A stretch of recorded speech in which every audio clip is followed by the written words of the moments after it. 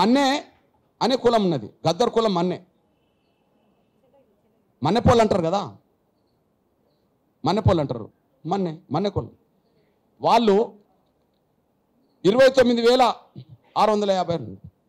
ఈ మన్నెమనే కులం మాలలకు వర్తించి సి గ్రూప్లో ఉన్నదే కదా, ఈ మన్నెపనే కులం మాలలకు వర్తించి సి గ్రూప్లో ఉన్నదే కదా, అడ్వాన్స్ క్యాస్ట్ కదా,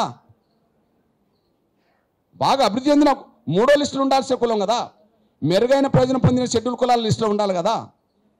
ఆ లిస్టులో ఉండాల్సింది మన్నెపోళ్ళు అనే వాళ్ళు అత్యంత దయనీయ జీవితాలు గడుపుతున్న వాళ్ళని చెప్పి మీరే లిస్టు తయారు చేసి, మొదటి లిస్ట్ తయారు చేసి గండెట్లో తీసుకొచ్చారు. దానికి ఒక కారణం ఉన్నది.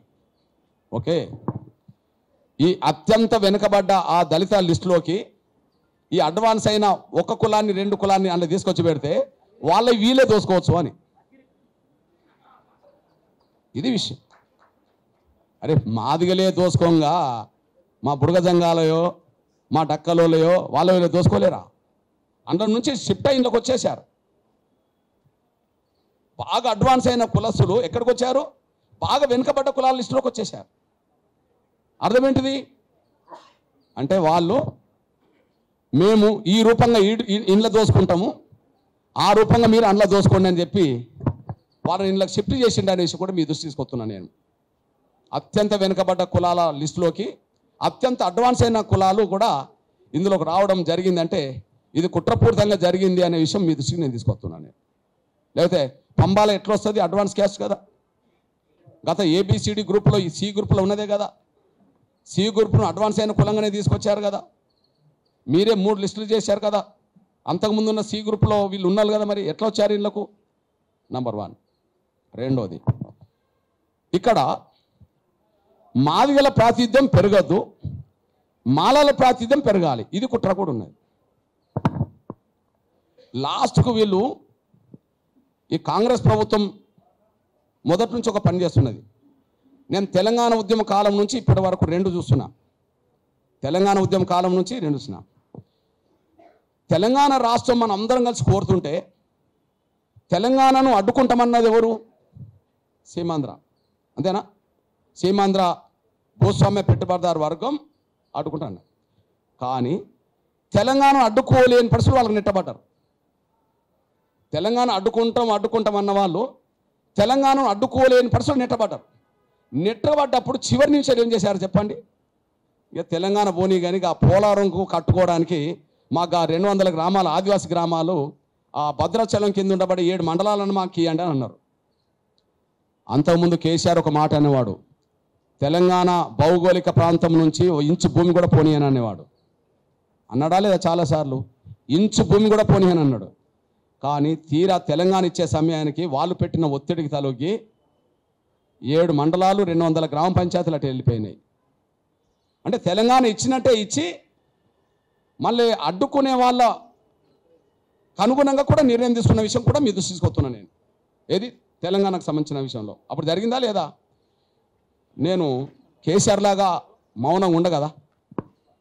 కేసీఆర్ తెలంగాణ రావాలని అంటూనే ఇంచు భూమి కూడా పోడగొట్టుకోనన్న అతను 200 గ్రామ పంచాయతీలు పోయినా 7 మండలాలు పోయినా కూడా ఆయన పెద్దగా వచ్చి రోడ్డు మీదకి వచ్చి దాన్ని ఆపే ప్రయత్నం చేయలే. నేను కేసీఆర్లు అంటోని కాను ఆ విషయంలో. ఇప్పుడు ఇదే జరుగుతుంది. ఏం జరుగుతుంది? వర్గీకరణ అడ్డుకోవడానికి సర్వశక్తులు ఒడ్డారు. ఎస్సీ వర్గీకరణ అడ్డుకోవడానికి సర్వశక్తులు ఒడ్డారు. కానీ వాళ్ళకి అర్థమైపోయింది ఆగదు అని.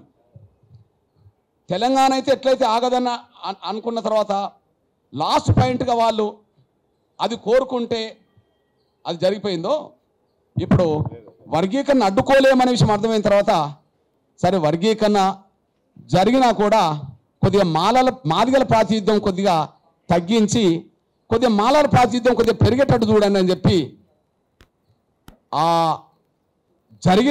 ఇంటర్నల్ జరిగిన వివిధ రాజకీయ నాయకులతో జరిగిన చర్చల ఫలితమే మా జనాభా నిష్పత్తితో కాకుండా మా వెనుకబాటును చూడకుండా మాకు రావాల్సిన 11% రిజర్వేషన్లలో 2% తగ్గించి 9% డిక్లేర్ చేయడానికి దారితీసింది. అందులో భాగమే మీకు ఒక విషయం గుర్తు చేస్తున్నాను.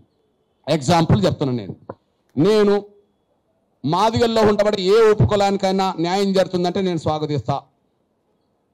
ఇంతకుముందు బి గ్రూప్లో ఉన్న వాళ్ళు మేము మాదిగలతో కలిసి ఉండం, మేము పక్కకు పోయి మా సొంత వాటా మేము కోరుకుంటామంటే కూడా నేను స్వాగతిస్తా. ఎగ్జాంపుల్ మీ అన్నగా చెప్తున్నా, ఇప్పుడు బుడగ జంగం అంతకుముందు ఎస్సీబీలో ఉన్నది. బుడగ జంగం అంతకుముందు ఎస్సీబీలో ఉన్నది. జనాభా ఎంత? 1,11,710. 1,11,710. వాళ్ళు ఇప్పుడు ఎన్ని వచ్చారు? మొదటి గ్రూప్లో వచ్చేసారు, నంబర్ 1 గ్రూప్లో వచ్చేసారు. ఓకే, నాకు అభ్యంతరం లేదు, నాకు అభ్యంతరం లేదు. కానీ ఇంతకుముందు ఇది ఎక్కడున్నది? ఇంతకుముందు ఎక్కడున్నది? మాదిగా బి గ్రూప్లో ఉన్నది. అంటే బి గ్రూప్లో ఉన్న దాన్ని ఈ బి గ్రూప్లో ఉన్న మాకు 12 వస్తుంది. మళ్ళా మా బుడగ జంగాలకు ఇప్పుడు మాదిగలతో కలిపిన కులాలతో కలుపుకుంటే మళ్ళీ 12 వస్తాయి. అటు 1% అయితే ఇచ్చిండ్రా లేదా కదా? అంటే మాదిగల జనాభా ఉన్నా దాని నిష్పత్తి రాకుండా ఒకవైపు అయితే మాదిగలతో ఉన్న 1,00,000 దాటిన కులాన్ని తీసి దానికి ఒక గ్రూప్ ఇచ్చారు. తగ్గించడానికి అటు ఇచ్చేశారు.